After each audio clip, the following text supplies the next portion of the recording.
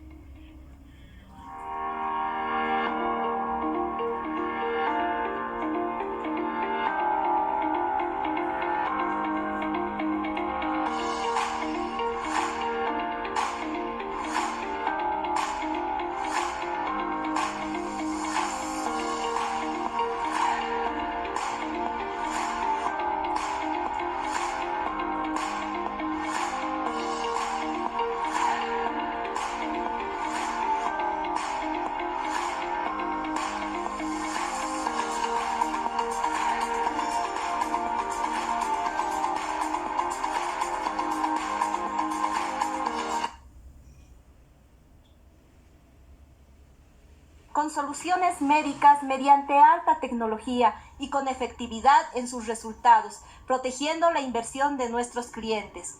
La empresa Hansa, fundada en 1907 por Guillermo Killman, es una de nuestros auspiciadores. Damos gracias a esta empresa porque nos ha estado acompañando por mucho tiempo al Instituto Gastroenterológico Boliviano. Siguiendo con nuestra presentación, Rosemary, tenemos a la licenciada Virginia Cuevas Talledo, licenciada en enfermería, especialista en cuidados intensivos del adulto y en soporte nutricional farmacológico. Labora en el Servicio de Cuidados Intensivos de Adulto del Hospital Santa Rosa en Lima, Perú, desde el año 2000. Enfermera, fundadora de la Unidad del Soporte Metabólico Nutricional, USMEN, del Hospital Santa Rosa, del 2009 al 2016. Enfermera titular, miembro actual de la Junta Directiva de la Asociación Peruana de Terapia Nutricional, ASPETEN, en Perú.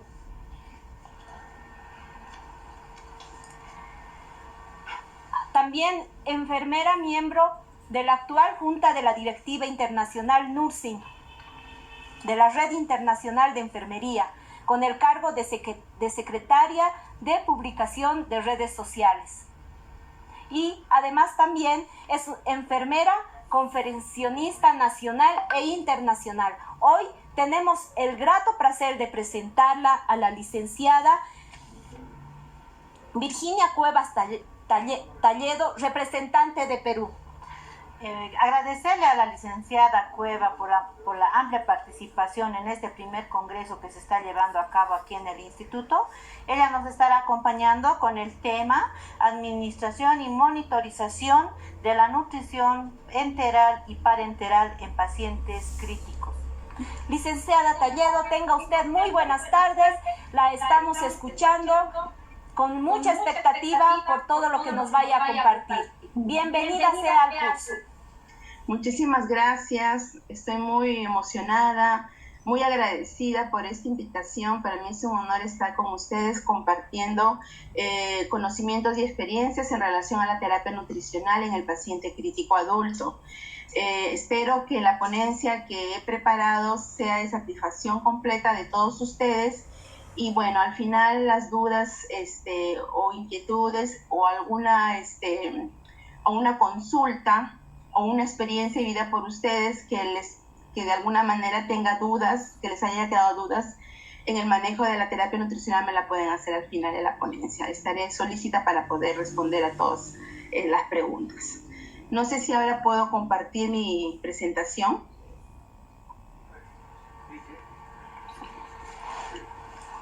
Por favor, doctora. Dígame.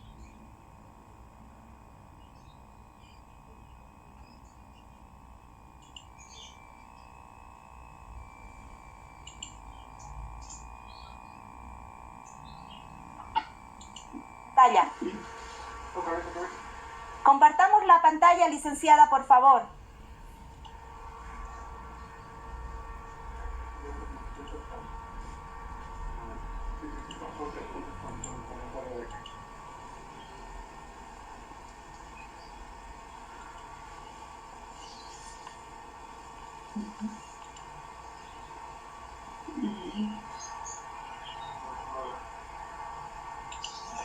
Abajo a la derecha tiene el botón para compartir el perfil.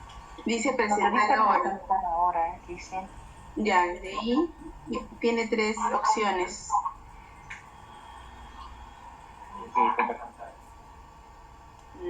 Sí. Ya, presentar ahora. Pantalla actual.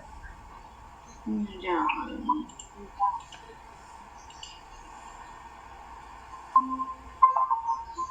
Ya está compartiendo.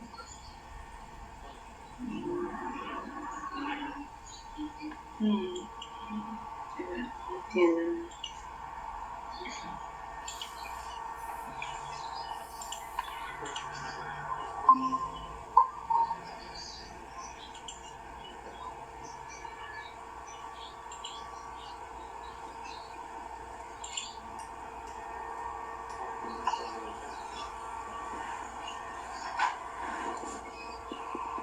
Dice, ¿me Sí. puede enviar la presentación? Yo se lo voy a compartir desde acá.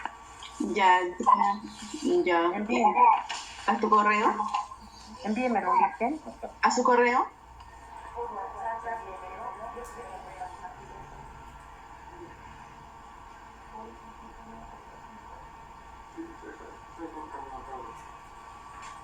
¿Podemos hablar? Sí. ¿Podemos?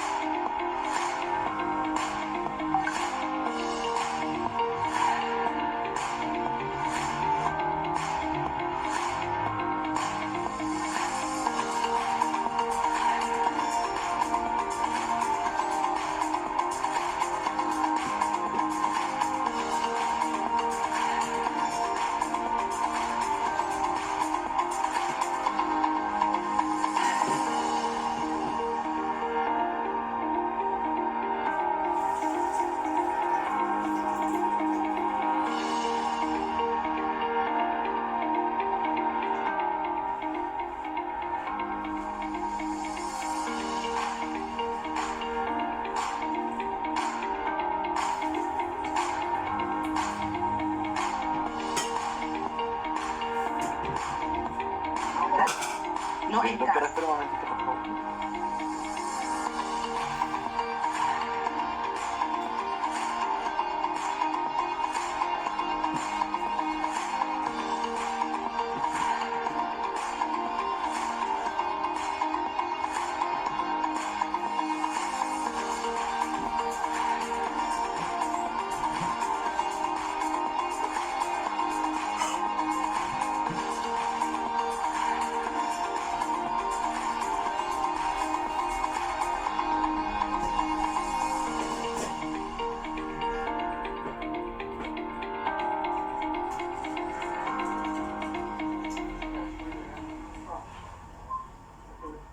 Solucionados los aspectos técnicos, Ahora sí, doctora. voy a dar paso a la licenciada Virginia Cueva Talledo de Perú. Licenciada, tiene usted la palabra, puede empezar. Muy amable, gracias por la invitación. En esta oportunidad les expondré sobre el tema administración y monitorización de la nutrición enteral en paciente crítico adulto. La nutrición especializada es un tipo de terapia nutricional, ¿no?, donde requiere el paciente crítico, ¿no?, que se le administre porque es muy necesario, porque en él la enfermedad crítica le va a producir una respuesta inflamatoria importante, un sistema inmunitario que es el primer sistema que digamos, que trabaja en mantener la hemostasia en el paciente, va a requerir energía para sus células para que éstas cumplan su función principal, que es la defensa ante este evento crítico. Entonces, la enfermera en la especialidad de cuidados intensivos tiene la obligación, ¿no?, de tener conocimientos claros y amplios sobre esta especialidad de terapia nutricional especializada para poder dar cuidados de calidad y seguros al paciente, porque la terapia nutricional como tratamiento también tiene efectos deleterios en caso de que no se administre o no se indique o se administre adecuadamente. Entonces, los objetivos de la ponencia es reconocer la necesidad e importancia de nutrir al paciente crítico en todas las fases de evolución de su enfermedad. 2, identificar las diferentes alternativas de terapia nutricional especializada para el paciente crítico. 3, aprender sobre nutrición enteral, su importancia, indicaciones y técnicas de administración.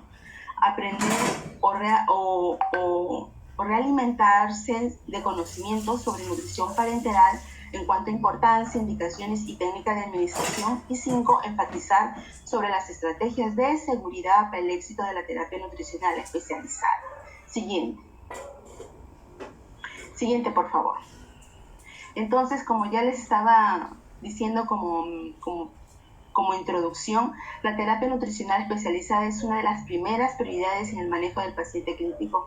Desde que nuestro paciente crítico ingresa a nuestro servicio, nosotros como enfermeras ya debemos de estar evaluando nutricionalmente al paciente en el aspecto nutricional. De primera instancia vienen a ser las medidas antropométricas, que son el peso y la talla, que son 2 datos importantes para poder obtener el índice de masa corporal. Con esos datos nosotros podemos determinar si el paciente viene en estado eutrófico, en riesgo de desnutrición, o viene desnutrido, o también viene también obeso o alguna deficiencia de micronutrientes.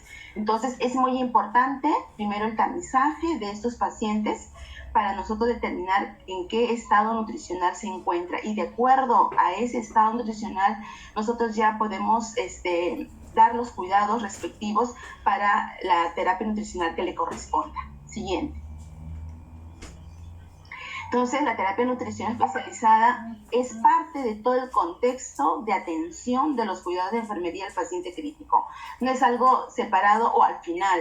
No, a veces se deja al final, porque siempre la indicación nada por vía oral se da desde el primer día. Sí, eso es lógico, porque el paciente que está inestable hemodinámicamente, respiratoriamente principalmente, en esos dos sistemas, entonces todavía no hay que dar nada de alimentos hasta que el paciente se estabilice por completo en esos 2 aspectos. Cuando ya se estabilice, es ahí recién que nosotros tenemos que empezar a dar los cuidados, ¿no?, de la terapia nutricional. Este trabajo es en equipo, no es que solamente la enfermera no esté atenta en este aspecto nutricional del paciente. No, son todos los profesionales que atienden al paciente crítico. En primera instancia es el médico y la enfermera. Luego debe añadirse al nutricionista y al químico farmacéutico, que son los 4 profesionales de salud que manejan al paciente en el aspecto nutricional. Eso es lo ideal. Pero en caso de que no existan estos profesionales dentro de una de terapia nutricional, de terapia intensiva, entonces es el médico con la enfermera los que empiecen con ese trabajo en el paciente crítico. Siguiente, por favor.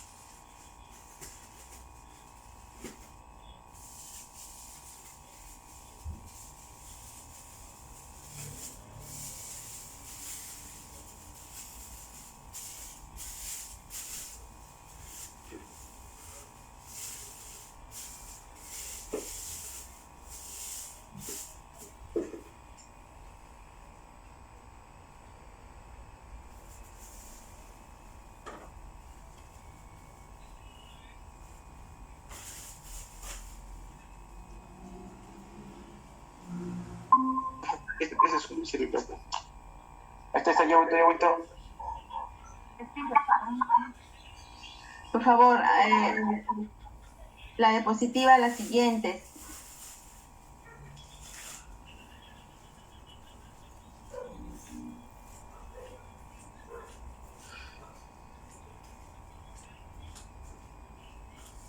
Entonces, la terapia nutricional especializada, ¿qué es lo que ofrece al paciente crítico?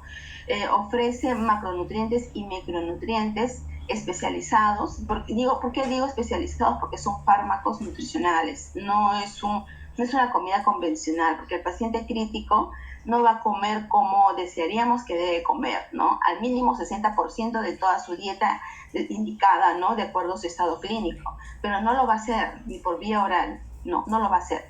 Entonces nos aseguramos con una terapia nutricional especializada en primera instancia enteral y en segunda instancia parenteral, ¿no? Donde ahí vamos a ofrecerles macronutrientes y micronutrientes que ayuden a disminuir esa respuesta inflamatoria que es generada por el estrés metabólico, ¿no? Propio de la enfermedad crítica.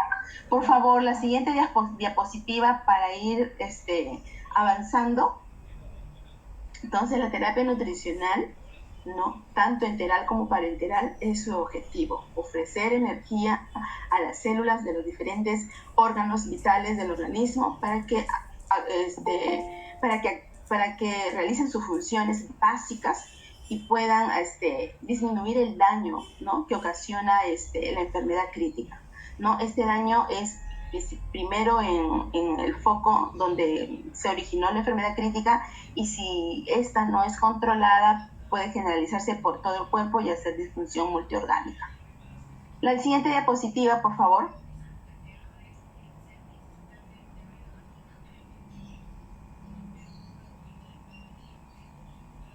Creo que hay mala conexión, no estamos muy bien conectados, hay interferencias o hay, no sé qué problema hay en la parte de la transmisión, que no nos comunicamos bien.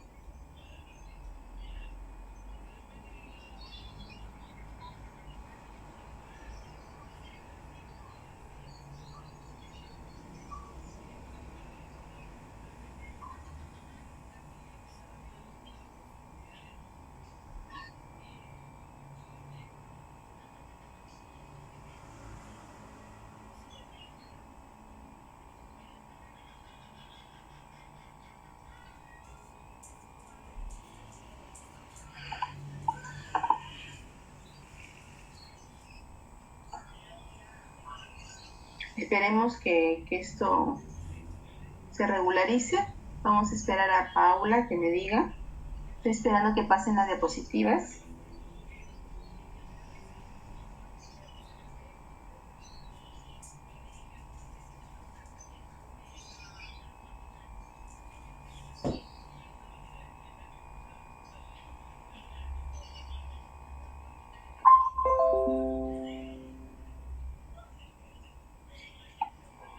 ¿Le puedo continuar? La anterior, por favor.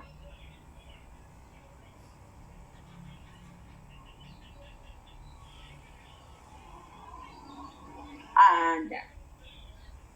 Ya, bueno. Entonces, la enfermera en cuidados críticos tiene una responsabilidad social en la parte del manejo de estos pacientes críticos en el aspecto nutricional.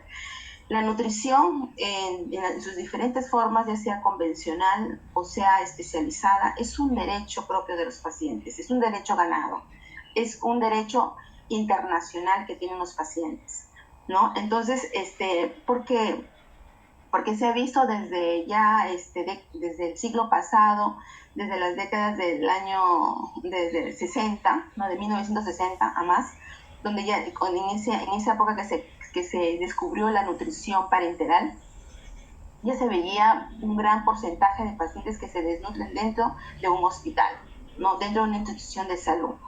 Entonces, y esta historia se ha ido repitiendo a través del tiempo, a pesar de que la ciencia de nutrición clínica, ¿no? Ha ido avanzando vertiginosamente, ¿no? Ha habido captando más investigadores, más gente interesada en esto, y muchos laboratorios que ya han ido fabricando dispositivos, ¿no? De nutrición enteral y parenteral, un poco ya más sofisticados, ¿no? Más idóneos para administrar la nutrición especializada. A pesar de todos esos avances, se ha seguido la desnutrición intrahospitalaria con altos valores, ¿no? De pacientes, ¿no? Que sufren este problema dentro de un hospital, y lo que no debe de ser, porque es un evento adverso. No es que normalmente se va a presentar así, no, es un evento adverso, es una iatrogenia donde todos los profesionales de salud somos responsables. Por eso que la enfermera intensivista tiene que prepararse en esto de terapia nutricional para evitar este evento adverso que es la desnutrición hospitalaria.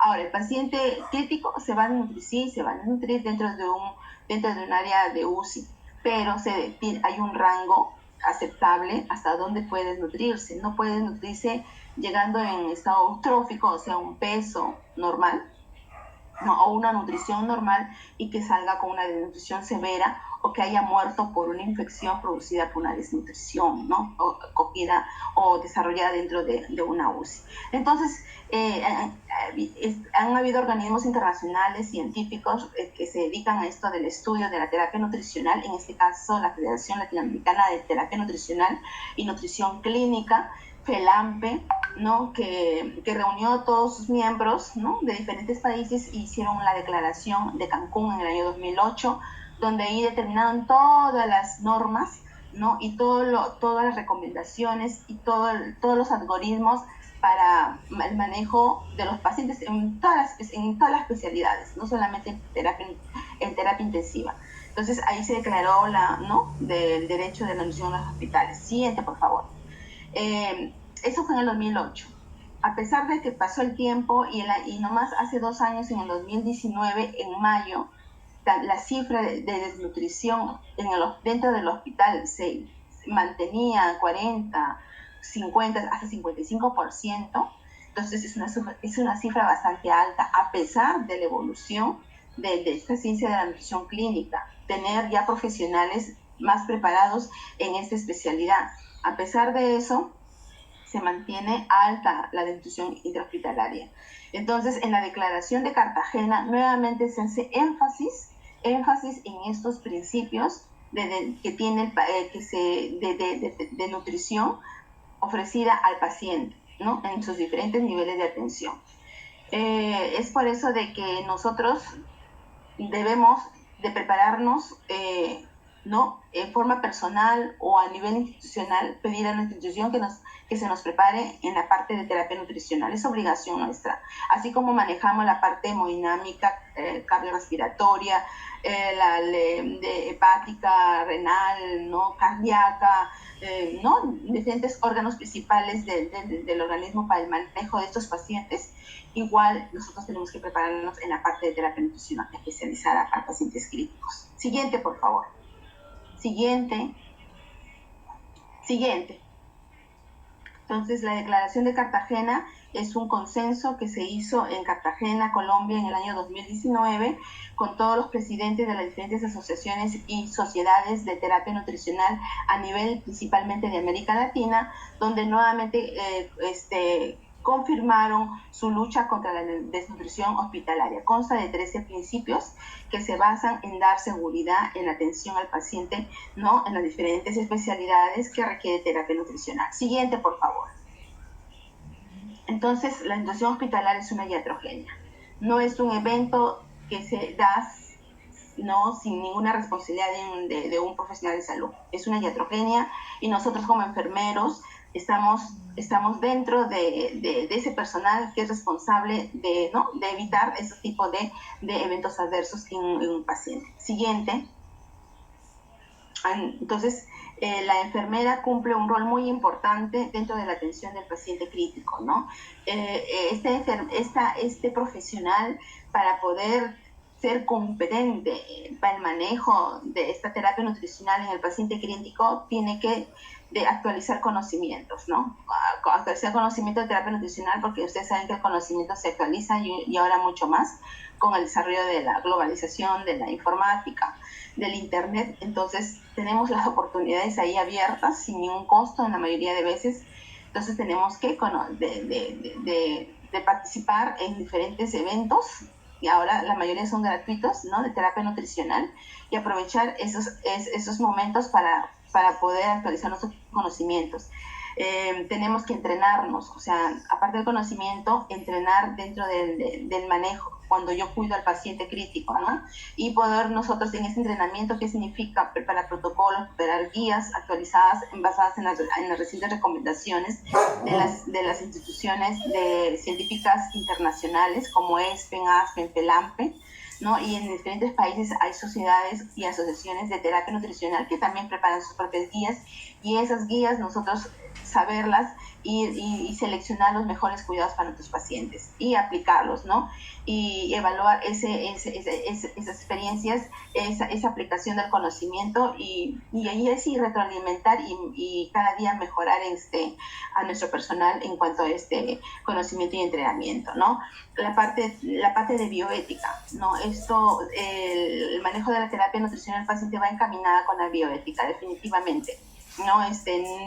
Siempre manejar al paciente como un ser humano, ¿no? Que no solamente es la parte física, sino la parte espiritual, cultural, social, psicológica. Miren, tantos aspectos tiene un ser humano, que todo eso tenemos que manejarlo paralelamente con la terapia nutricional. Eso es importantísimo. Y no solamente manejarlo con el paciente crítico, sino con su familia, ¿no? Ahora en estos tiempos de pandemia es muy difícil esta interacción paciente, enfermera y familia. Es difícil por las mismas reglas sanitarias que tenemos que se debe de cumplir, pero no es imposible. De alguna manera hay un canal a través de llamadas, a través de celulares, a través del internet, que podemos comunicarnos con la familia y poder, no sé, de alguna manera hacer que estos participen también en el manejo nutricional de estos pacientes. Y la capacitación permanente del personal. Todas estas características, estos procedimientos que debe ser la enfermera en terapia intensiva, va a consolidarlas y la va a hacer más competente, y gracias a esa competencia la enfermera va a ayudar al paciente a que esta terapia nutricional tenga los menores efectos deleterios, porque ya les dije, esta terapia nutricional como tratamiento médico tiene efectos deleterios cuando no se maneja adecuadamente.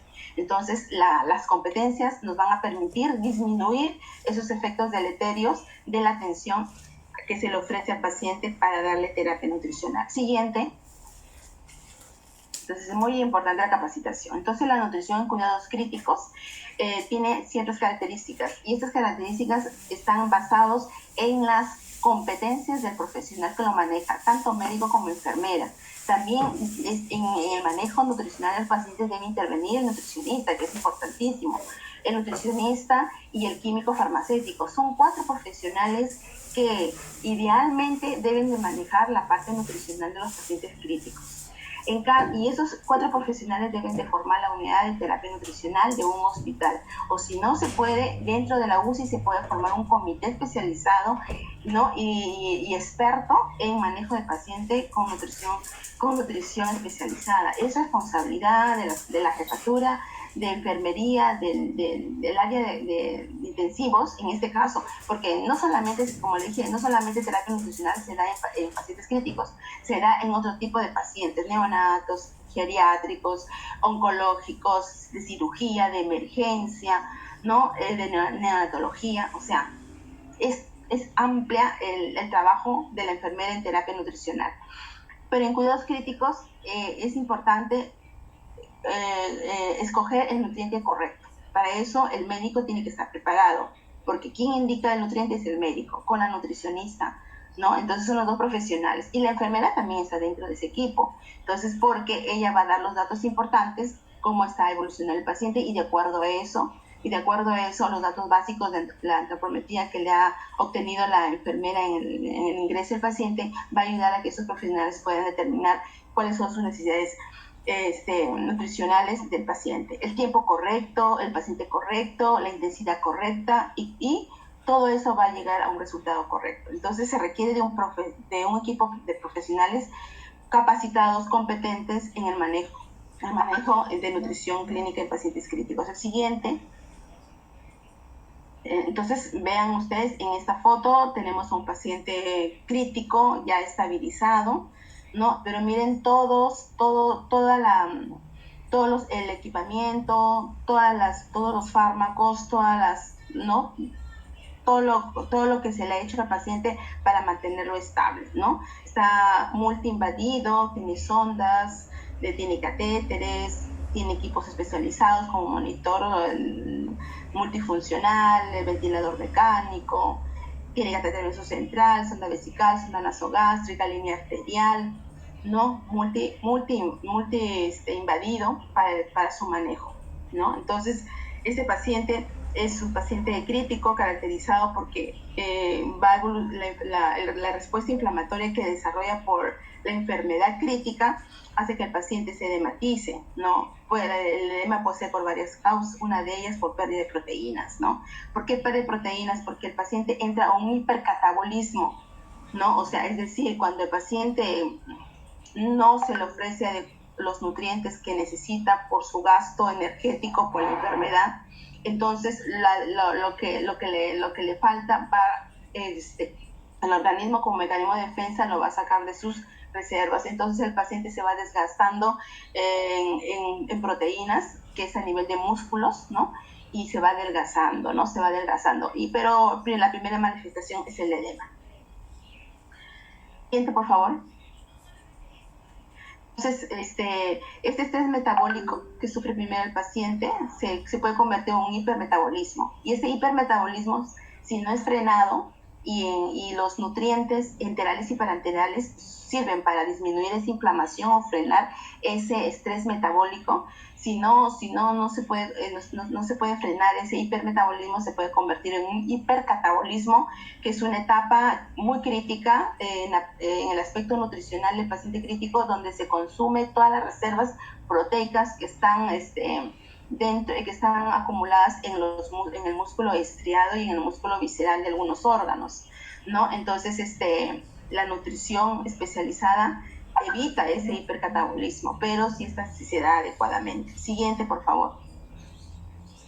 Entonces, aquí tenemos la evolución de la enfermedad crítica, ¿no? Tenemos desde que empieza el daño, la enfermedad que daña el tejido, puede ser tejido, depende de dónde se origine la enfermedad crítica, puede ser un accidente, puede ser una enfermedad, ¿no? Entonces, la evolución de la enfermedad crítica son en 2 fases, la fase aguda, la fase EP, donde está inestable el paciente, donde se debe estabilizar, y la fase crónica, ¿no? Toda esta evolución va a generar estrés metabólico que puede pasar por la fase de hipermetabolismo e hipercatabolismo. El paciente finalmente puede recuperarse o puede morir por falla multiorgánica. Entonces, la terapia nutricional va a frenar este estrés metabólico, va a frenar de alguna manera. ¿Por qué? Porque estos nutrientes van a ofrecer energía a través de los macronutrientes y micronutrientes a las diferentes células del organismo del paciente. Entonces, ese alimento que está representado por la glucosa principalmente, va a ayudar a reactivar las células y cumplir con sus funciones básicas, y de esa manera sus diferentes órganos se van a defender ante la agresividad de la enfermedad crítica. Siguiente, por favor. Entonces, principalmente el sistema inmune es el sistema, ¿no?, que se afecta por la enfermedad crítica, ¿no?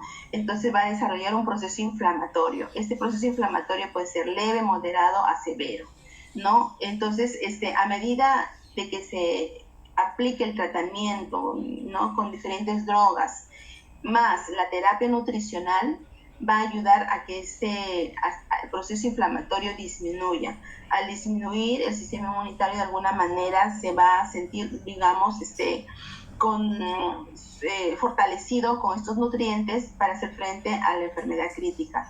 Pero si no es así, puede ya no solamente se compromete el órgano ¿no?, donde hubo la enfermedad, el problema de la enfermedad crítica, sino ya se generaliza por todo el organismo. Puede coger riñón, hígado, ¿no? El mismo sistema inmune. Entonces el paciente se complica más, se hiperinflama. Entonces el paciente, si no recibe adecuadamente sus nutrientes, hay hipercatabolismo y el paciente puede morir por falla multiorgánica, ¿no?, producida por la desnutrición, porque el paciente, cuando hay hipercatabolismo, el paciente se desnutre diariamente, ¿no? Y puede venir en un estado eutrófico y terminar en un estado de desnutrición severo, ¿no? Entonces así puede producirse. Entonces es importante estar preparados, competentes para el manejo de estos pacientes, evitar esa desnutrición dentro de la UCI, que es una iatrogenia. Siguiente. Entonces aquí vemos, igualito tenemos la evolución de la enfermedad crítica, tenemos la fase EP, o la fase aguda, y la fase FLO, la fase crónica. En la fase EP, donde el paciente viene inestable, está chocado en la mayoría de los casos. Aquí en este periodo, en este tiempo, no hay que dar ningún tipo de nutriente. Primero hay que resucitarlo en la parte cardiológica, en la parte respiratoria, se estabiliza el paciente, y ahí recién nosotros vamos a empezar con soporte nutricional, ¿no? Primero metabólico, después de mantenimiento y finalmente de reflexión, o sea, hasta que el paciente se recupere, ¿no? Entonces lo ideal es de que pase por esas fases y que la línea y que la curva sea hacia arriba, ¿no? O sea, a medida que se va empezando la terapia nutricional, vaya creciendo esa reflexión, ¿no? Y llegar hasta el punto máximo de sus necesidades nutricionales y que el paciente las tolere bien. Pero lamentablemente, como es un paciente crítico, en el camino puede también no solamente inestabilizarse, al principio está inestable, pero en el transcurso de la evolución de la enfermedad también puede presentar periodos de inestabilización por diferentes razones. Y una de ellas va a ser cuando no se le administra adecuadamente o no se le indica adecuadamente la terapia nutricional y no se cuida adecuadamente la terapia nutricional. Siguiente. Entonces, la primera medida, y que es aceptable, es nada por vía oral. Definitivamente tenemos que primero resucitar al paciente. Está contraindicado dar nutrientes en esta etapa, ¿no? En la primera etapa, el B, cuando está inestable, porque las células van a ser incapaces de absorber la glucosa, va a estar incapaz. Primero tenemos que ver la parte oxigenatoria del paciente, ¿no? Manejarlo, y la parte circulatoria. Cuando ya el paciente lo tenemos estable hemodinámicamente y respiratoriamente, y es ahí donde nosotros vamos a empezar con los nutrientes, tanto enterales como parenterales. Va a depender en el estado clínico del paciente para elegir una de estas dos formas de terapia nutricional. Siguiente. Entonces, esta terapia nutricional va a tener inconvenientes en el transcurso de su administración. Uno de ellos va a ser los mitos de la terapia nutricional, muchos mitos, sobre todo en la terapia nutricional enteral. Una de ellas que yo he escogido son como 10, ¿no? En la literatura podemos encontrar 10 hasta más, ¿no? Una de ellas de que dice el paciente tiene hilio intestinal, ¿no? Entonces yo no doy ningún nutriente. Eso me indica que yo no debo de dar ningún nutriente falso, ¿no? Eso no es así, no necesariamente. Puede tener el hilio intestinal o no tener fluidos hidroaéreos, pero eso no significa que los intestinos delgados estén en su totalidad 100% deteriorado, ¿no? No, entonces la nutrición puede ser que una parte del intestino no haya ruidos hidroaéreos, pero es saber poder examinar bien la actividad de ese intestino y empezar con una terapia nutricional enteral como de primera instancia. Siguiente. Entonces, el no tener ruidos hidroaéreos no significa que no se deba de empezar la nutrición especializada, en este caso nutrición enteral. Debemos de conocer las diferentes formas como nutrir a un paciente crítico. Tenemos varias formas, ¿no? Cuando el paciente está críticamente muy crítico, tenemos la nutrición enteral, la nutrición parenteral y la nutrición mixta, que viene a ser la combinación de la nutrición enteral con la nutrición parenteral. Y cuando ya el paciente está estabilizado, despierto, consciente, puede tener una nutrición oral con fármacos especializados enterales, ¿no? Eso se llama terapia nutricional especializada por vía oral, ¿no? Entonces, cuando yo hablo de este tipo de nutrición, ¿no? Enteral o parenteral, se utilizan fórmulas nutricionales, o sea, fármacos nutricionales que no, digamos, por eso se dice que es una nutrición artificial, no tienen la misma función que los macronutrientes y micronutrientes que vienen de los alimentos, ¿no? De la naturaleza. Siguiente. Entonces debemos saber conocer. Imagínense todo este campo que tiene la enfermera, el enfermero para manejar los pacientes críticos. Entonces, ¿cómo van a encaminar estos cuidados de enfermería en este paciente crítico? Tenemos que primero conocer la condición clínica del paciente, si el paciente está apto para recibir una nutrición enteral o no, o si está apto para recibir una nutrición mixta o una nutrición parenteral, qué dispositivos biomédicos tengo en mi hospital y qué dispositivos biomédicos existen a nivel del mercado internacional de estos dispositivos porque para obtener, a veces por desconocimiento en su mismo país obtienen esos dispositivos pero no los solicitan, ¿no? O no los manejan. Entonces está ahí el conocimiento de la enfermera o del equipo de terapia nutricional para poder solicitar ¿no? En la institución estos dispositivos médicos, porque nos dan la oportunidad de ofrecer un manejo mucho más fino, un manejo mucho más adecuado y óptimo al paciente, porque también los dispositivos tienen mucho que ver en la calidad de la administración de la terapia nutricional.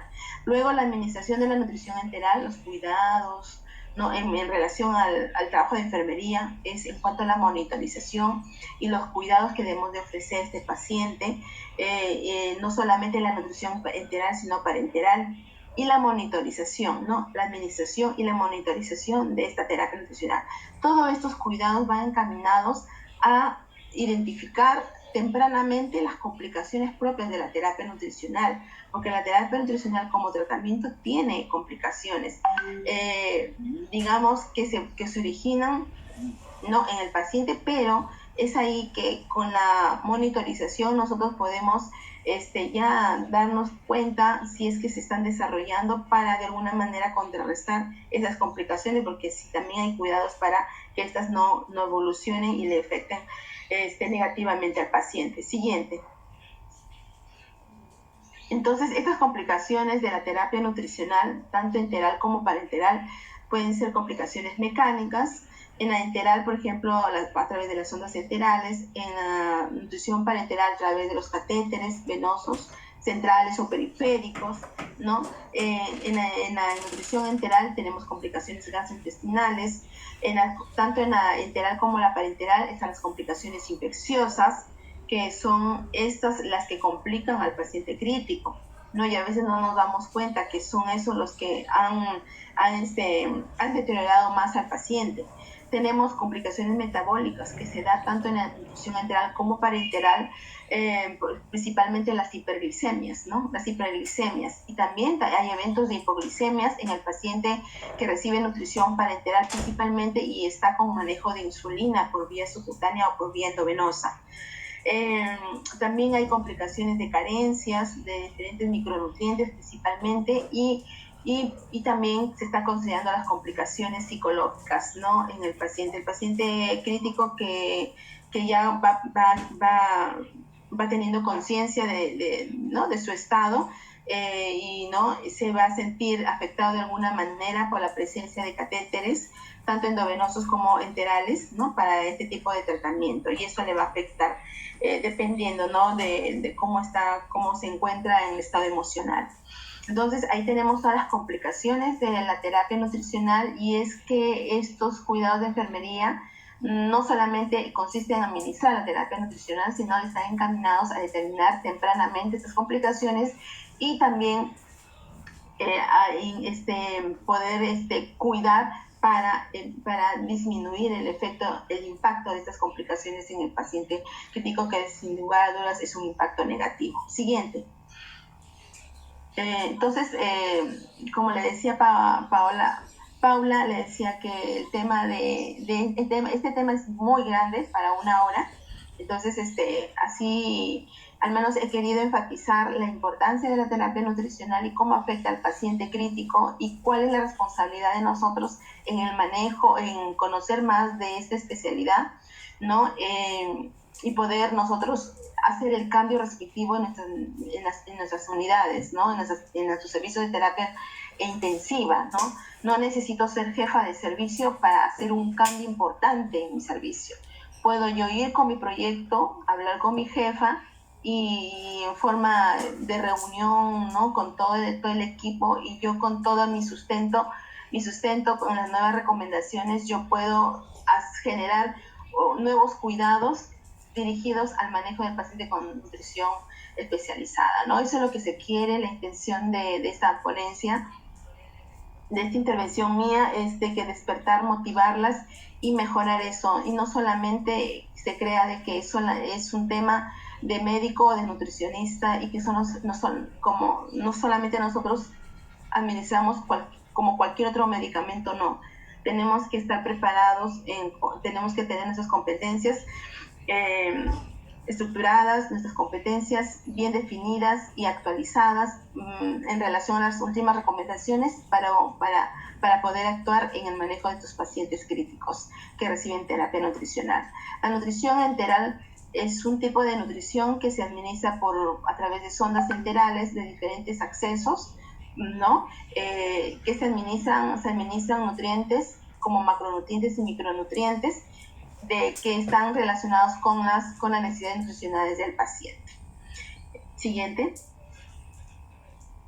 Entonces, según ASPEN y ESPEN, que son organismos internacionales científicos dedicados a investigaciones en relación a terapia nutricional en el paciente crítico, indican en sus últimas guías que la nutrición enteral en este tipo de pacientes deben ser entre las 24 a 48 horas tras el ingreso del paciente en la UCI, siempre y cuando el paciente esté estabilizado, ¿no?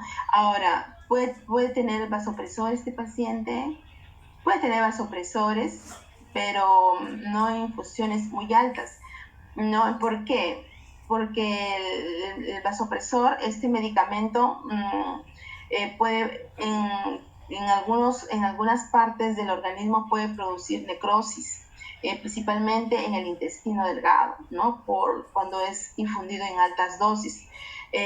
Como ustedes han podido tener la experiencia, a veces produce necrosis a nivel distal, ¿no? En los dedos, en la punta de la nariz, ¿no? Eso es algo evidente, pero a nivel intestinal uno no se da cuenta si es que está produciendo necrosis.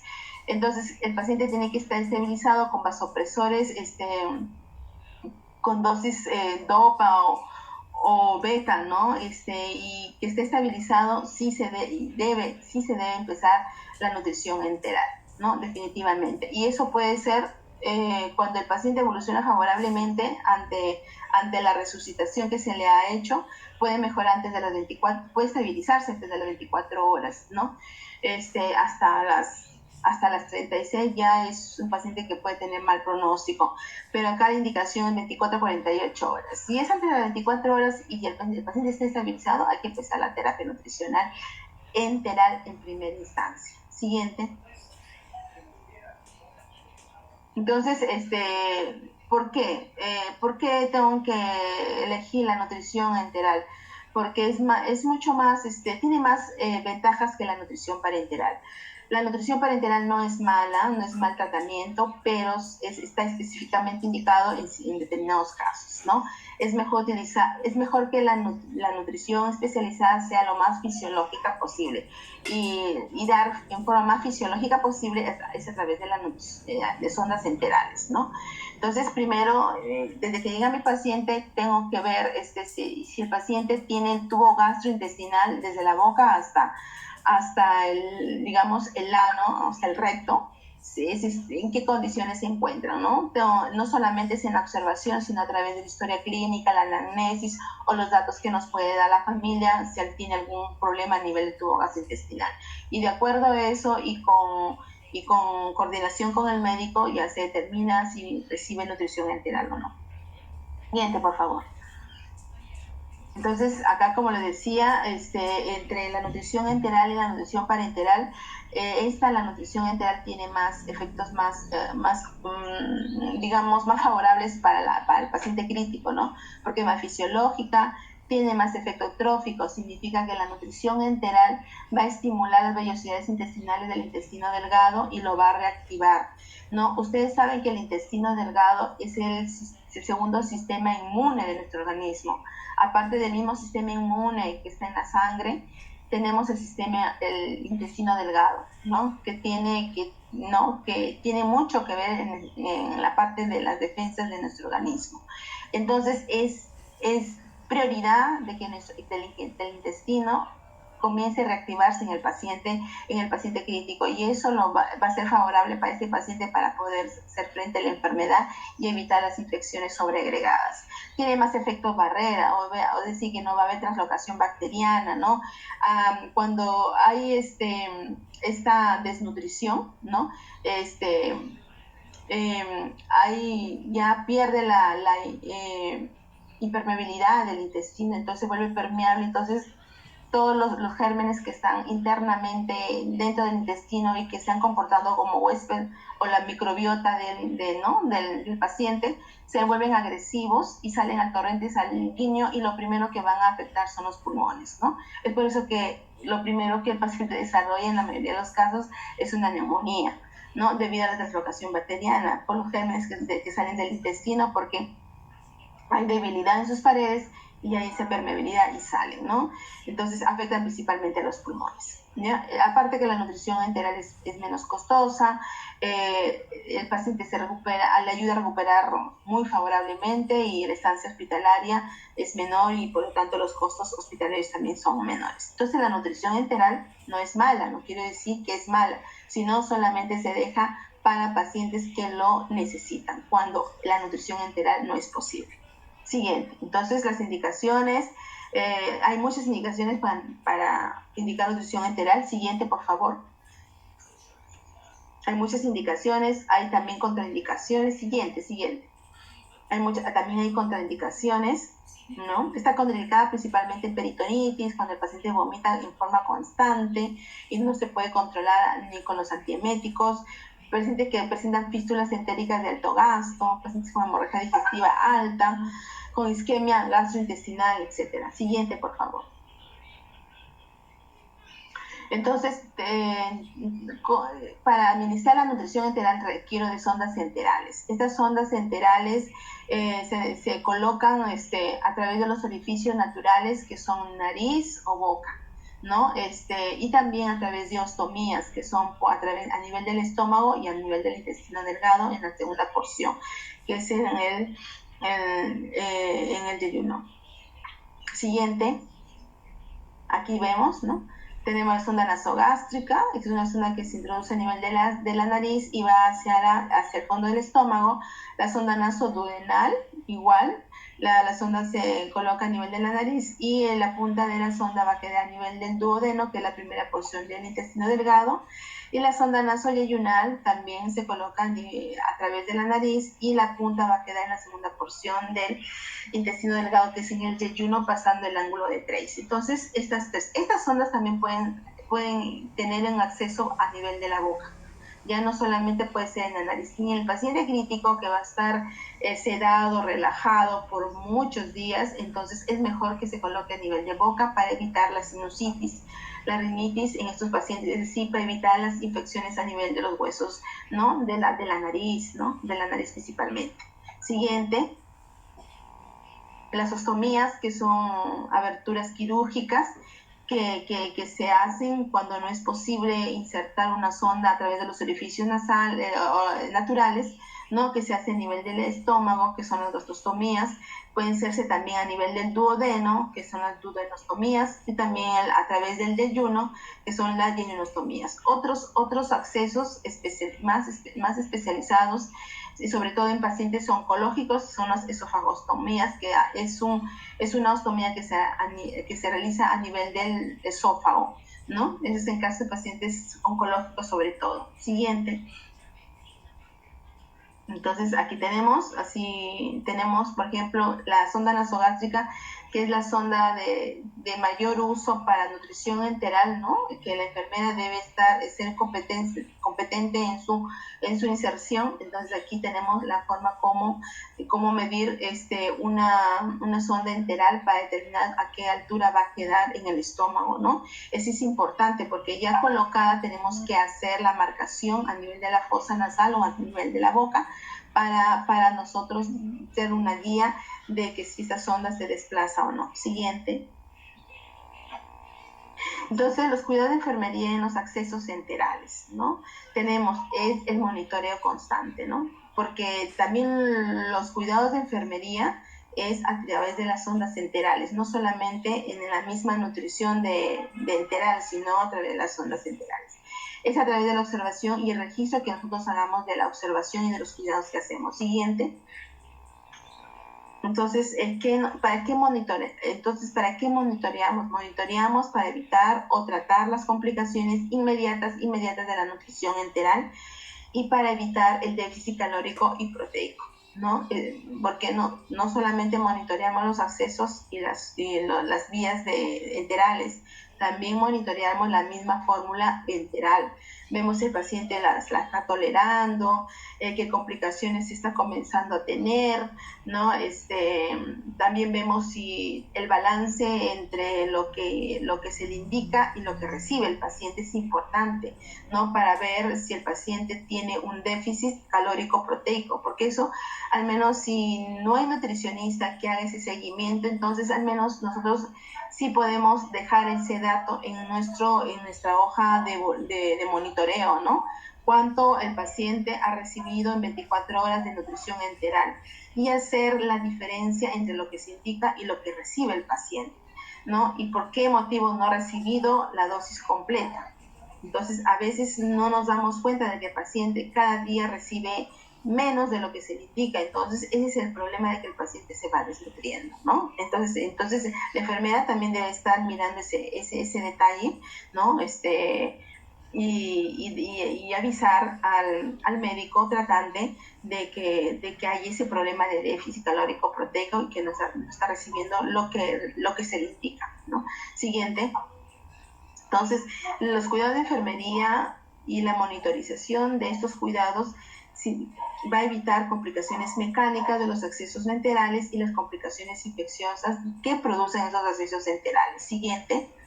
Dentro de las complicaciones mecánicas tenemos principalmente la obstrucción, ¿no? La obstrucción, otra de las complicaciones mecánicas son las erosiones y necrosis del ala de la nariz producidas por la misma atracción que produce la sonda enteral.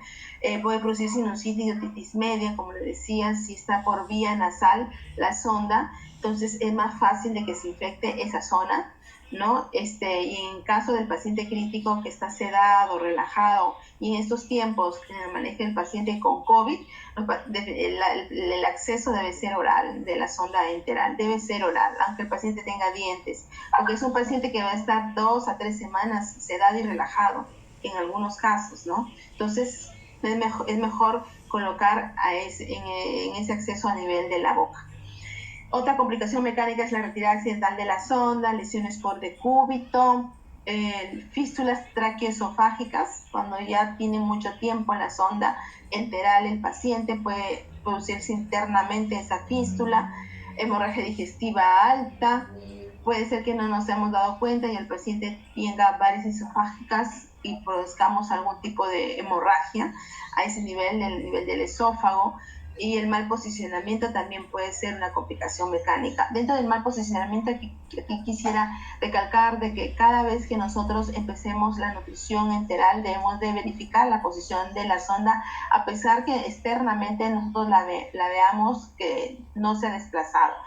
Es mejor hacer ese tipo de cuidado, que tal vez nos toma un poco más de tiempo, pero estamos completamente seguras de que la fórmula va al estómago y no va al pulmón, ¿no? Porque se ha visto casos como están sedados los pacientes, hasta relajados, y el reflejo de la tos no está ahí activo, entonces el paciente con facilidad puede recibir un nutriente a nivel pulmonar y el paciente no, al menos en las primeras horas, no puede manifestar ningún problema, ¿no? Entonces es mejor cada vez que se empieza la terapia nutricional enteral verificar la posición de la sonda enteral en los diferentes tipos de accesos naturales o porostomías. Siguiente. Entonces, otra de las complicaciones tenemos las infecciosas, principalmente la neumonía por aspiración, ¿no? A eso venía también lo que les indicaba, la posición de la sonda cuando está un poco más arriba, casi a la entrada del estómago, o tal vez está en el esófago, y pensamos, porque la sonda puede enrollarse dentro de la región orofaringea, ¿no? Por el mismo movimiento, bueno, en estos pacientes es casi muy discretos esos movimientos peristálticos, ¿no? Porque está sedado, relajado, pero en otros pacientes críticos que no reciben relajantes, ¿no? Que están semidespiertos, la sonda puede desplazarse hacia arriba, ¿no? Y formar bucles, ¿no? Y quedarse así enrollada, ¿no? Y pareciera que estuviera en su posición adecuada esa sonda. Externamente podemos observar así, pero no, está ya fuera de su sitio, no está en el estómago, ya está tal vez a la entrada del estómago, en el esófago. Entonces eso va a facilitar a que el paciente regurgite y haya microaspiraciones a nivel de la tráquea, y encima de que el CAF del tubo endotraqueal no está adecuadamente inflado, entonces hay una facilidad del pasaje de esa fórmula enteral hacia los pulmones y el paciente hace una neumonía por aspiración, ¿no? Y hay neumonías que tienen esa causa que a veces no nos damos cuenta que ha sido por la mala posición de esa zona enteral. En casos muy extremos puede haber peritonitis en los pacientes que están con zonas de gastrostomía, ¿no? Principalmente. La contaminación de la dieta, de la fórmula enteral, también puede ser una causa de complicación infecciosa. Es por eso que las fórmulas enterales, como parenterales, deben de manejarse con toda la bioseguridad estricta. Primero, lavado de manos y el uso de guantes estériles para el manejo de las fórmulas, de las dietas. Si hay algunas instituciones que tienen su unidad de preparación de fórmulas enterales, pero ellos lo preparan muy bien con todas las recomendaciones, con toda la infraestructura, pero nosotros como enfermeras, al administrarle al paciente, podemos ahí en ese tiempo, en ese trayecto, contaminarlas. Es por eso que aplicar las medidas de bioseguridad en ese lapso de administración, no estamos exagerando, estamos aplicando cuidados para evitar este tipo de complicaciones que a la larga, que al mediano o largo plazo compliquen más al paciente. Y eso nosotros debemos garantizar, ¿no? Y la sinusitis, como ya les expliqué, cuando están ubicadas a nivel de fosas nasales, las sondas enterales. Siguiente, por favor. Entonces, dentro de los cuidados específicos que nosotros debemos de aplicar y monitorizar también, como ya les decía, la bioseguridad, empezar con la higiene de manos, posición del paciente, higiene oral de la boca, ¿no? El paciente tiene que tener higiene obligatoria, ¿no? Cuando porta una sonda enteral, prevención de la oclusión de estas sondas, cuidado de la fórmula enteral, administración del agua. Miren todos los cuidados que debemos de dar al paciente en un tiempo, no de nuestro turno, ¿no? Y es amplio. Y para dar cuidados efectivos tenemos que estar preparados, ¿no? Tener conocimiento primero y la experiencia. Y la experiencia se va ganando con el tiempo, confrontándolo con las últimas evidencias. Es la única manera de aprender bien, ¿no? Y aplicar bien los cuidados de enfermería. Siguiente. Acá tenemos el lavado de manos, la primera medida que tenemos que aplicar antes, durante y después del manejo del paciente con terapia nutricional enteral. Siguiente. Es la posición del paciente. Todo paciente que recibe nutrición enteral debe estar semisentado, a menos que esté contraindicado, sobre todo en pacientes operados de craneotomía, ¿no? De enfermedades neurocríticas. La mayoría de ellos se les indica cabeceras de 20 grados. En estos pacientes la sonda de elección debe ser una sonda nasoyeyunal, ¿no? O sea, la punta de la sonda tiene que ser en el intestino, en la segunda porción, muy lejos del estómago, ¿no?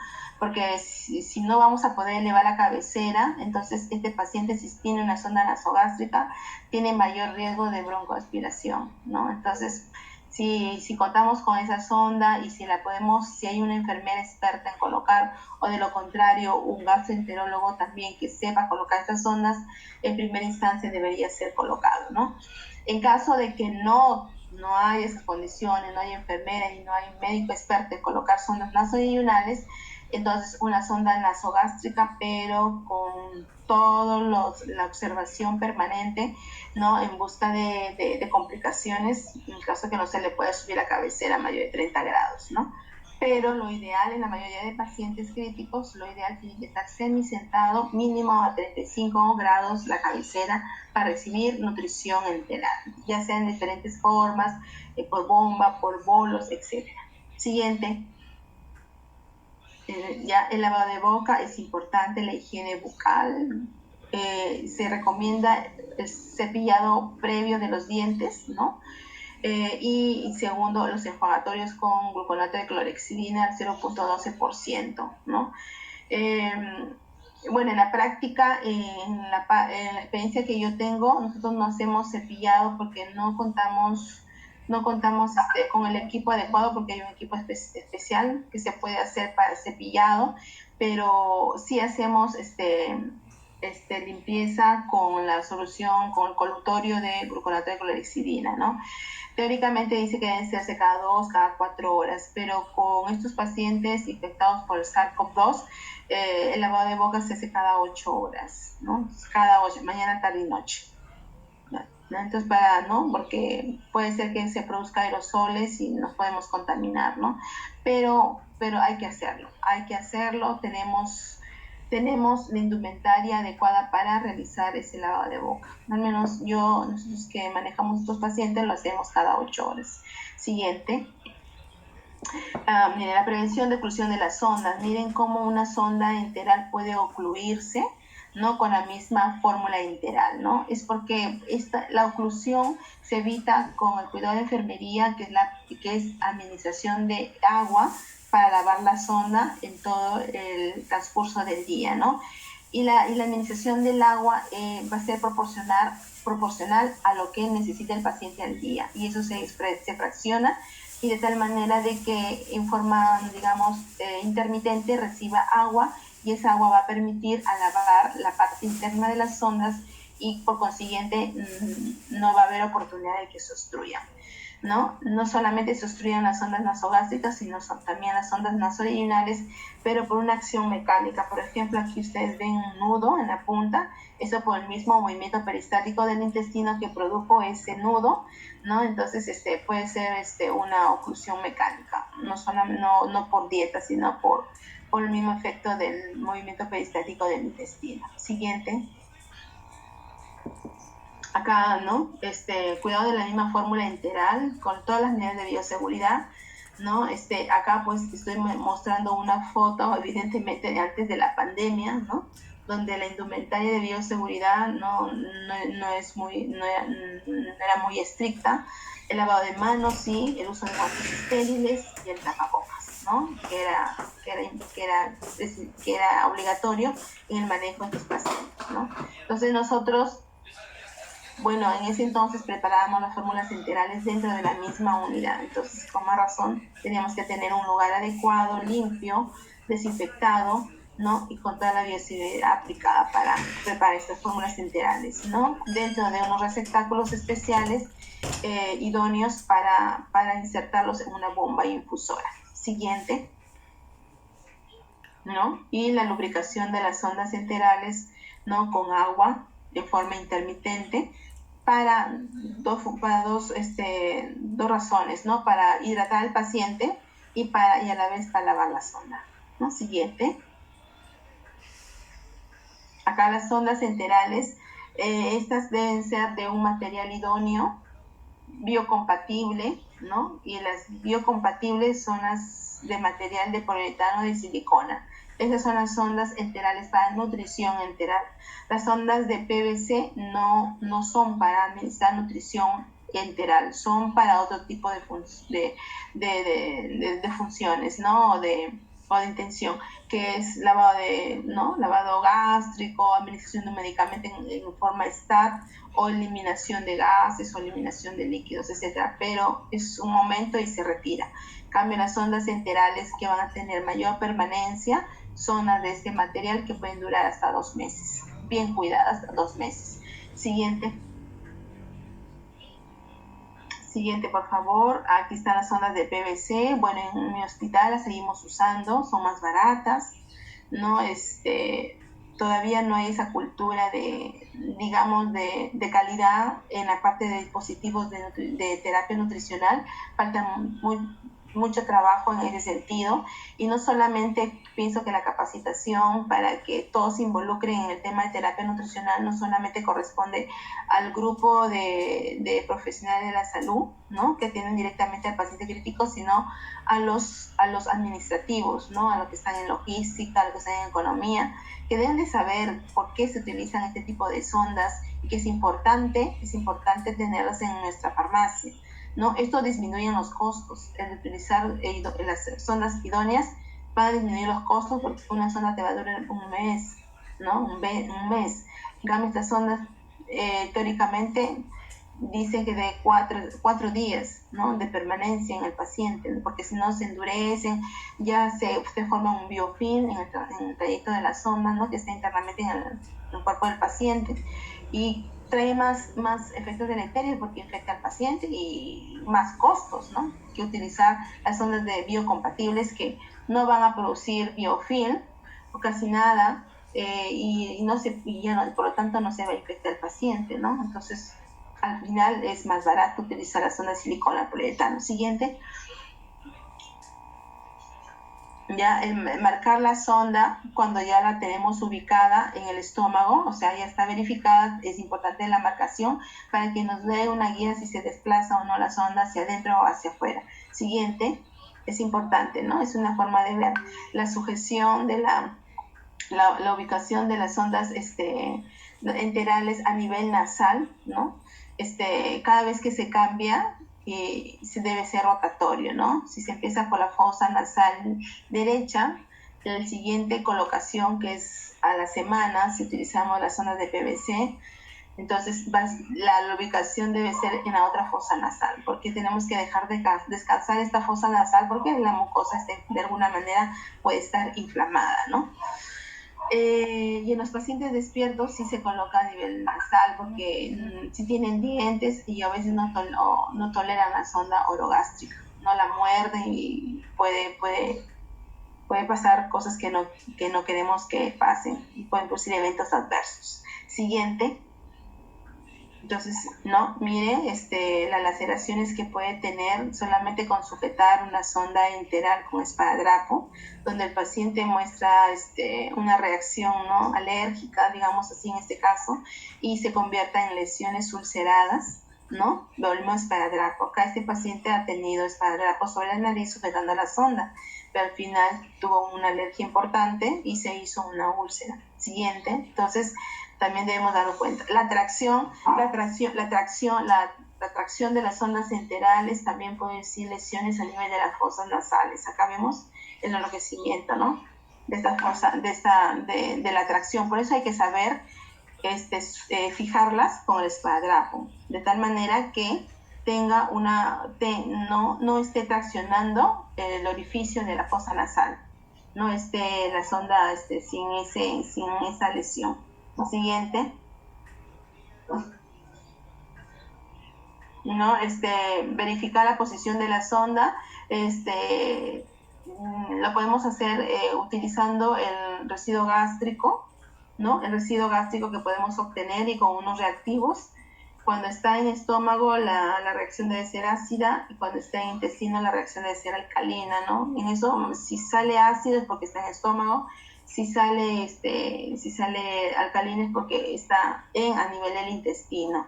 Entonces, con eso nos podemos guiar si la sonda está en estómago o intestino, o tal vez no esté ni en esos lugares, esté en esófago, ¿no? Entonces, es una forma de saberlo, y tenemos que contar con esos reactivos, ¿no? Siguiente. Miren, también es importante, a veces las sondas enterales, nasogástricas o orogástricas pueden irse a la tráquea, ¿no? Pueden irse a la tráquea y el paciente, si está sedado, a veces no tiene ninguna manifestación respiratoria. Entonces podemos pensar que está en estómago, y podemos simplemente con administrar agua podemos producir una aspiración, una neumonía aspirativa al paciente. Entonces nosotros, después de colocar la sonda enteral de cualquier tipo de acceso natural u ostomía, debemos verificarlo con una placa radiográfica. Más que todo las gastrostomías y las duodenostomías. Las sondas nasogástricas o las sondas orogástricas se verifican con técnicas artesanales, podamos decirlo así, ¿no? Tenemos varias, la técnica de introducir aire por la jeringa, a través de la sonda, o utilizar el vaso con agua. Entonces tenemos a utilizar el estetoscopio. Tenemos ciertas técnicas artesanales, digamos, seguras, que nos pueden orientar si es que está en estómago o no la sondita. Ya, siguiente. Cuando el acceso es por ostomía, si es una gasostomía, ¿no? También tenemos que hacer el cuidado de la piel, ¿no? De la piel, evitar que se infecten los bordes del estómago, ¿no? Es importante contar también con el material para poder hacer ese tipo de curaciones que son diarias, ¿no? Y el paciente cuidar, ¿no?, esa zona y que no se infecte, ¿no? Y no produzca en el paciente complicaciones más serias como una peritonitis, ¿no? Siguiente. Y bueno, acá tenemos otro tipo de sondas de gastrostomía tipo botón, ¿no? Que esas son las que se utilizan cuando el paciente ha tenido anteriormente una sonda de gastrostomía convencional, ¿no? Siguiente. La insuflación del globo de la sonda de gastrostomía es importante. Eso hay que verificarlo si está con el volumen adecuado, ¿no? Y que esté la sonda de acuerdo a la ubicación tal como lo indicado el gastroenterólogo, porque este tipo de sondas percutáneas lo coloca el gastroenterólogo, ¿no?, por un endoscopio. Entonces también se puede colocar por vía en sala de operaciones, ¿no? Entonces siempre indican a qué altura están dejando la sonda de gastrostomía, 24 centímetros, 22 centímetros, 23 centímetros. Entonces siempre tiene que estar en ese nivel, ¿no? Siempre verificarlo. Siguiente. Ya, las sondas de ionostomía tienen los mismos cuidados que una sonda de gastrostomía, ¿no? Las sondas de ionostomía se diferencian de las sondas de gastrostomía porque son más delgadas, ¿no? Siguiente. Entonces, otro de los cuidados y que debemos nosotros de aplicar en la administración de la nutrición enteral y hacer seguimiento es en cuanto a la administración de fármacos a través de las sondas enterales, ¿no? Tenemos una multifarmacia en el paciente crítico, ¿no? Cuando ya tenemos una sonda enteral, casi a veces los medicamentos por vía enteral se aumentan más, ¿no? Cuando cuentan con catéteres convencionales y que se puede administrar por vía endovenosa, mientras exista ese catéter, debe de administrarse por esa vía, ¿no? Y muy estrictamente para los medicamentos que se administran por vía enteral, sí o sí. Eso sí se debe administrar. Entonces, pero también debemos de saber en qué momento vamos a administrar los medicamentos y que no haya interacciones farmacológicas. Por eso es que hay que saber conocer todos esos fármacos, ¿no? Que se administran por vía enteral y que también puede haber incompatibilidad farmacológica con el nutriente que se está administrando. O sea, la fórmula enteral es un nutriente especializado, digamos Ensure, ¿no? Su nombre comercial se llama Ensure, y Ensure puede tener incompatibilidad en un fármaco enteral, ¿no? Que recibe el paciente, y hay que conocerlo, ¿no? Entonces, si hay incompatibilidad, entonces hay que interrumpir la dieta, lavar la sondita, esperar, digamos, que digiera lo que entró, ¿no? Por la sonda, y recién administrar el medicamento. Es por eso que más o menos tenemos que ver en qué tiempo nosotros vamos a interrumpir la nutrición para que reciba el fármaco, ¿no? Que hace interacción con el nutriente. O sea, tenemos que conocer todos esos detalles, esas cosas que tal vez no lo hacemos en la práctica diaria porque no lo creemos importante, porque desconocemos, más que todo desconocemos. Y aquí es por eso que es importante un químico farmacéutico en el equipo de terapia nutricional, por eso que también es importante, ¿no? Porque él es el que va a determinar qué medicamentos son los que interactúan con la nutrición y que baja la efectividad del fármaco, ¿no? No nutricional, o baja la efectividad del fármaco nutricional cuando se juntan. Entonces, esa es la importancia del químico farmacéutico ahí. Si no hay químico, entonces nosotros tenemos que revisar todos esos fármacos que recibe el paciente y ver quiénes interactúan o hacen incompatibilidad sobre todo, ¿no? Entonces, y de acuerdo a eso, hacer ahí recién nuestra programación de horario para administrar los fármacos enterales, ¿no? Es un poco trabajoso, ¿no?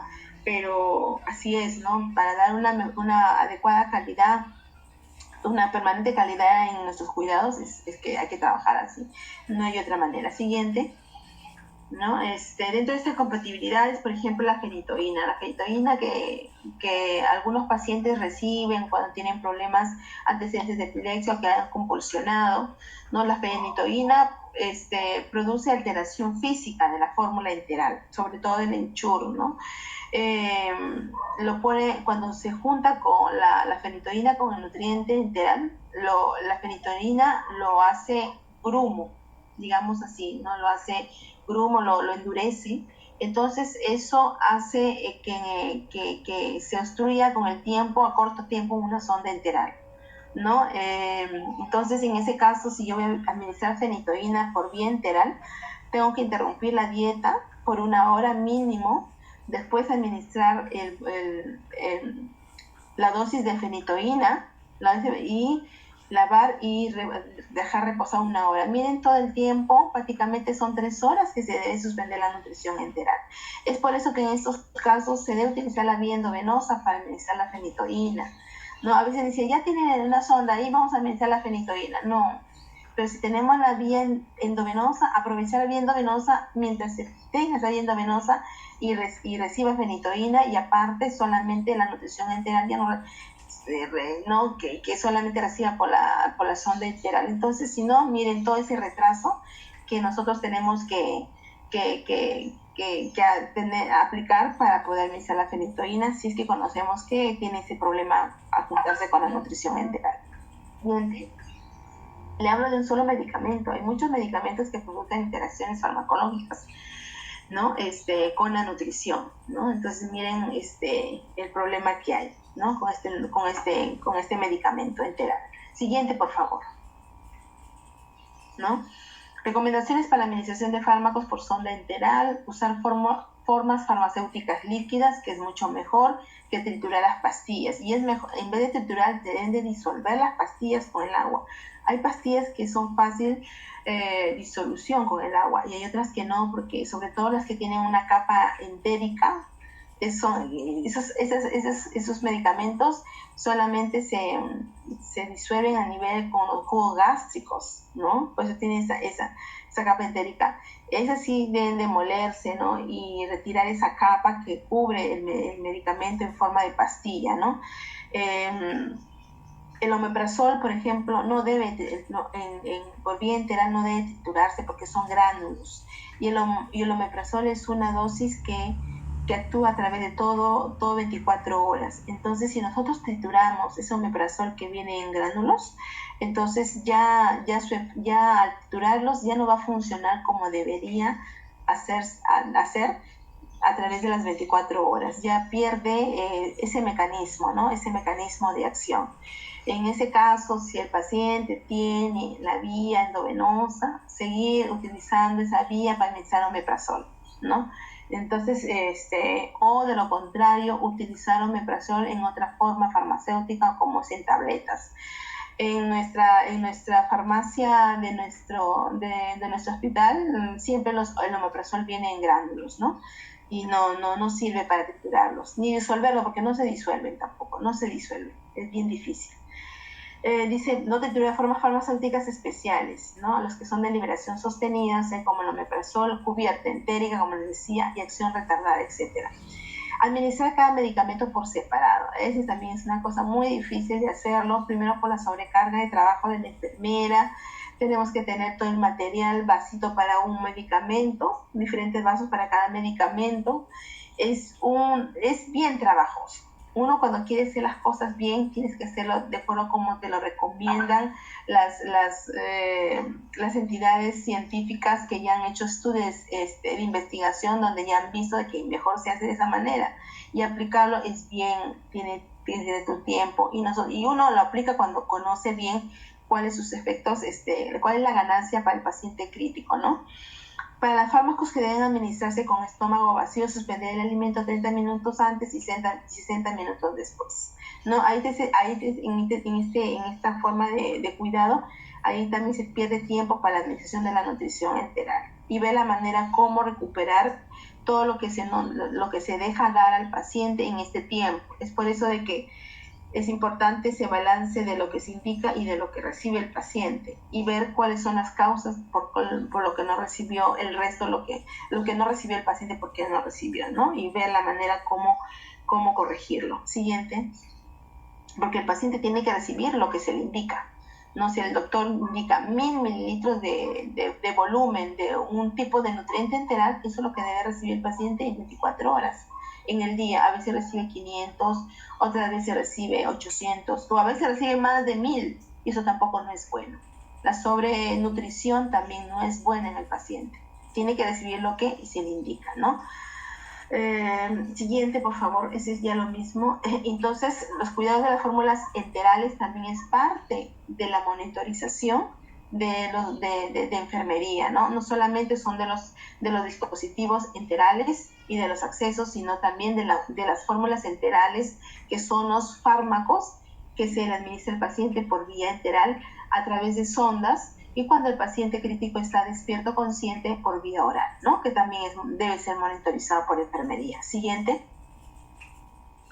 Y también nosotros tenemos que cuidar los otros dispositivos biomédicos que utilizamos para administrar nutrición enteral, ¿no? Como son las bombas inteligentes o las bombas infusoras de nutrición enteral. Tienen que ser bombas.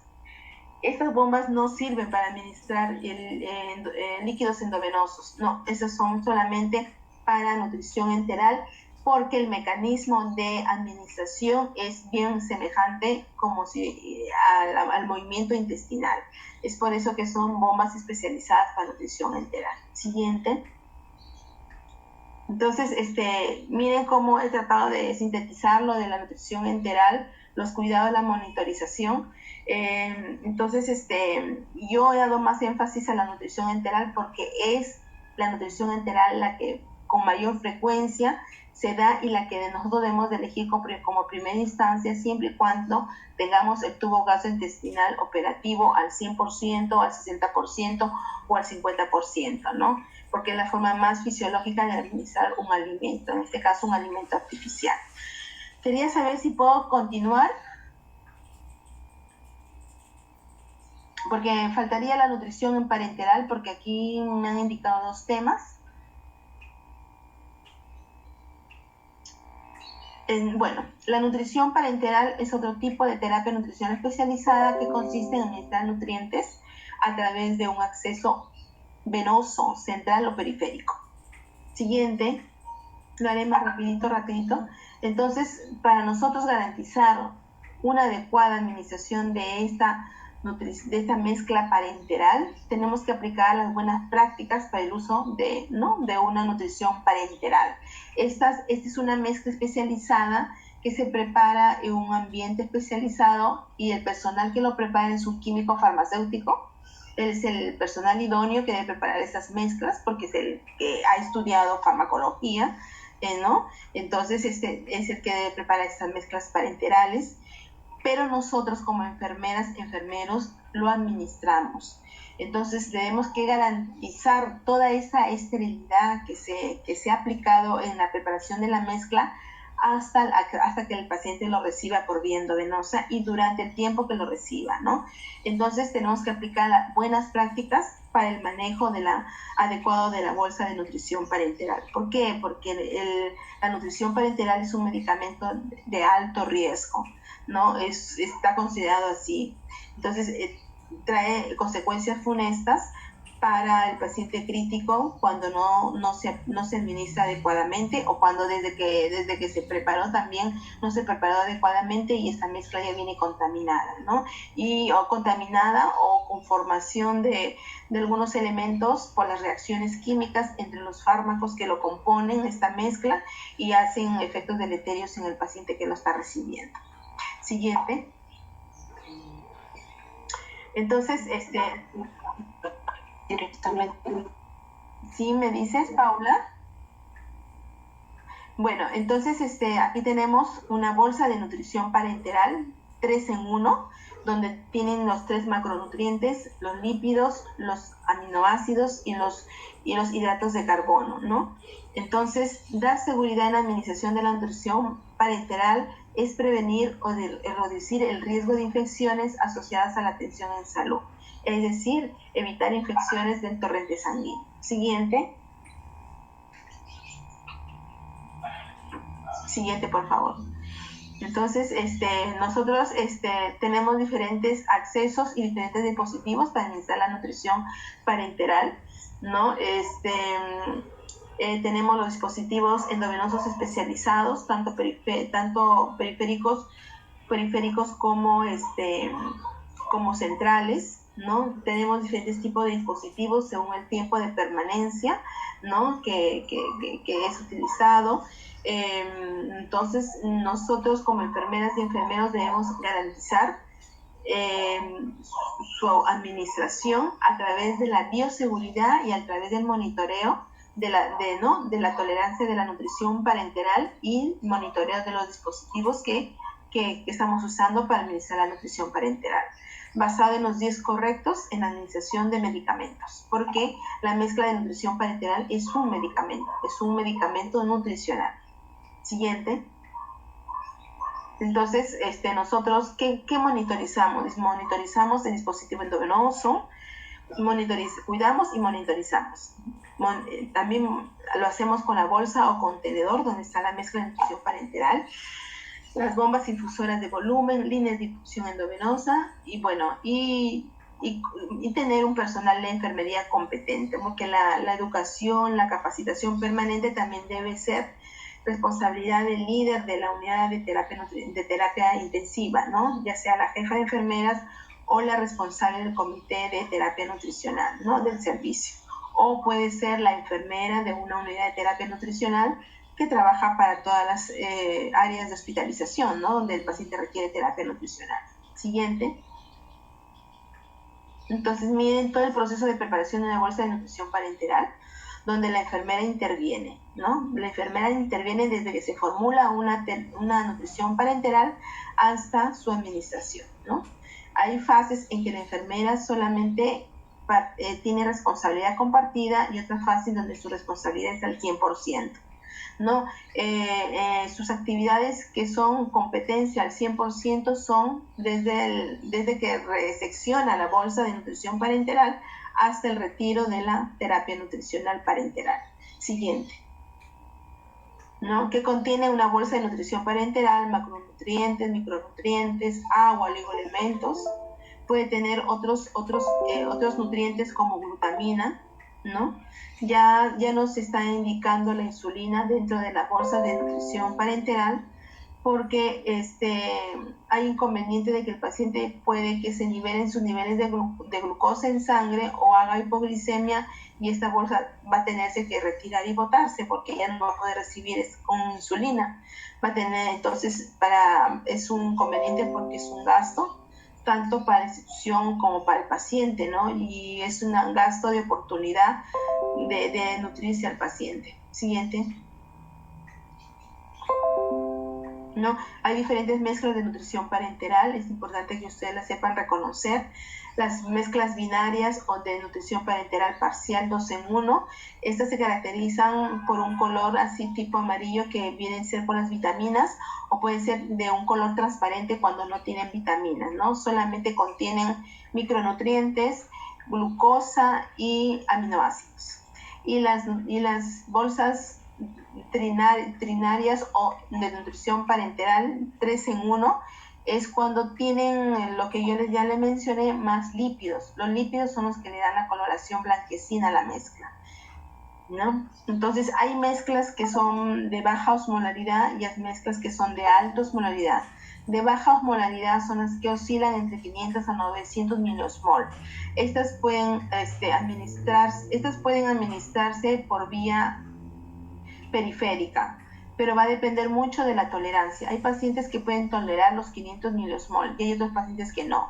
Entonces, ¿cómo se determina la tolerancia? Cuando el paciente no hay inflamación en el punto de inserción, ¿no? del catéter periférico, ¿no?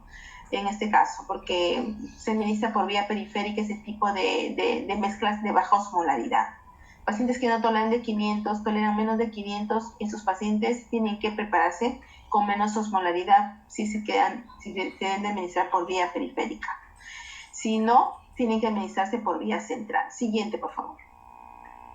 Las de alta osmolaridad, es decir, las que tienen mayor de 900 miliosmol, sí o sí deben administrarse por vía central, porque las mezclas tienen alta densidad, son irritantes, ¿no? Pueden producir quemaduras a nivel tejido endotelial de los vasos sanguíneos. Entonces se debe de administrar por un vaso sanguíneo de alto calibre, como son las venas del cuello, ¿no? Las venas de la clavícula, que la vena subclavia. Entonces, ¿no? Por esas vías se administra este tipo de mezclas de alta osmolaridad, ¿no? Hay diferentes tipos de bolsas de nutrición parenteral, las bolsas magistrales o las bolsas personalizadas, ¿no? Que son preparadas de acuerdo a la evaluación que se le hace en el momento al paciente, se hace la respectiva formulación y se manda a preparar. Y tenemos las bolsas de nutrición parenteral listas para usar o industrializadas, que son ya las que vienen con una formulación estándar para un determinado tipo de pacientes de acuerdo a su peso y de acuerdo a su estado clínico, y simplemente ya vienen de un laboratorio farmacológico, y lo único que hacemos es unir, ¿no? los macronutrientes, ¿no? Que de primera instancia vienen separados. Aquí tenemos dos tipos de macronutrientes. Tenemos glucosa, hidratos de carbono y aminoácidos, ¿no? Entonces, con esta técnica como es como un enrollado que se hace, entonces se rompe esta línea que separa en primera instancia estas dos soluciones, pero con esta técnica de enrollar se rompe este límite y mezcla todo y se hace una sola bolsa, ¿no? Una sola mezcla, ¿no? Esas son las binarias, ¿no? Hay otras presentaciones donde vienen de 3, con lípidos, con aminoácidos y con hidratos de carbono. Las tres se unen y bueno, y se hace una sola mezcla que son las de 3 en 1. Siguiente, ¿no? Igual en este tipo de bolsas también aplicar los 10 correctos de la administración de medicamentos. Siguiente, ¿no? Entonces, dentro de los cuidados y monitorización que desea la enfermera cuando administra una nutrición parenteral, son a nivel de accesos de los accesos endovenosos y dispositivos, de la conservación de las bolsas de nutrición parenteral, de la instalación de las bolsas de nutrición parenteral y el monitoreo. Siguiente. También es importante para dar seguridad, por lo tanto, calidad a la administración de esta nutrición parenteral. Debemos utilizar también dispositivos idóneos, ¿no? Que mantienen la calidad de la administración de la nutrición parenteral. Tenemos los insumos especializados, tenemos la aplicación de la bioseguridad estricta y el monitoreo permanente, ¿no? Todos estos 3 pasos son reglas de oro para instalar una nutrición parenteral. Siguiente. Entonces, la nutrición parenteral, como la nutrición enteral, tienen complicaciones, ¿no? Son complicaciones parecidas, ¿no? Por ejemplo, tenemos las complicaciones mecánicas, vienen a ser trombosis, embolia de grasa, obstrucción del catéter venoso central o del catéter periférico. Complicaciones metabólicas principalmente por hiperglicemia, también hay otras como sobrecarga de líquidos, colestasis hepática, etcétera. Y también las complicaciones de mediano a largo plazo, que son las infecciosas, ¿no? Puede ser porque se contaminó durante la inserción del catéter venoso central o periférico y produce una infección a nivel torrente sanguíneo. Siguiente. Entonces, la monitorización de la nutrición parenteral es para no darse cuenta si es que está desarrollando estas complicaciones que ya les mencioné y de una manera temprana hacer de que no se magnifiquen esas complicaciones y hagan más daño al paciente, ¿no? En este caso, las alteraciones metabólicas muy frecuentes en el paciente crítico que recibe nutrición parenteral son las hiperglicemias, ¿no? Y las hipoglicemias se producen porque como hacen hiperglicemias, los manejamos con insulinas de acción rápida, ¿no? Por vía subcutánea, por vía endovenosa y podemos producirle un efecto deleterio cuando no es bien controlado este tipo de tratamiento puede producir una hipoglicemia severa y esto también trae consecuencias funestas para el paciente crítico. Siguiente. Y las complicaciones mecánicas que vienen a ser las obstrucciones del catéter venoso central en este caso, que al estar obstruido hay que retirarlo y hay que poner otro y hace demorar la administración de la nutrición parenteral en estos pacientes, la formación de trombosis cuando tienen catéteres venosos centrales de larga permanencia y ya el paciente tiene sus venas trombosadas y hay dificultad para colocar nuevos catéteres venosos centrales. Siguiente. Entonces es muy importante que la enfermera monitorice no solamente los dispositivos, sino la misma mezcla de nutrición parenteral y cómo responde el paciente ante este tipo de tratamiento de nutrición parenteral, ¿no? La enfermera para eso tiene que estar capacitada para poder actuar, ¿no? En forma precoz y evitar que las complicaciones no compliquen más al paciente crítico. Siguiente.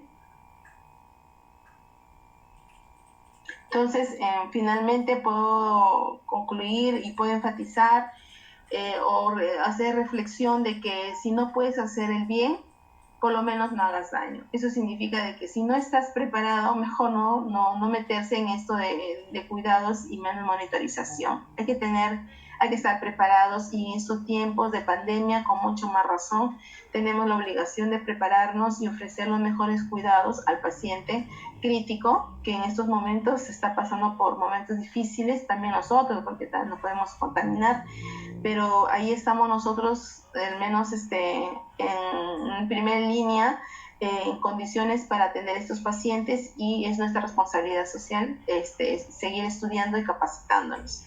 Muchas gracias por la atención. No sé si hubiera alguna pregunta. Gracias, Paula, por la invitación y a todo tu equipo organizador.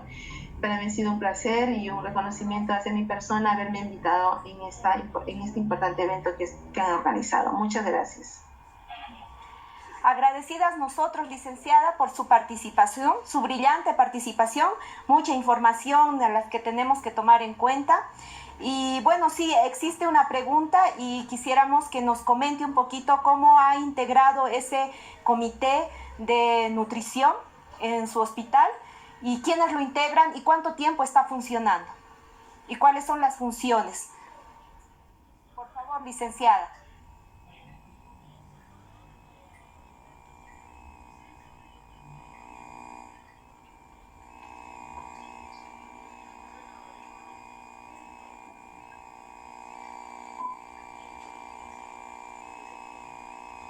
Bueno, entonces agradezco a todos por su atención. Y por favor, licenciada, creo que no me ha escuchado. Voy a volverle a repetir la pregunta. ¿Me escucha? Muchas gracias. Que tengan buenas noches. Gracias.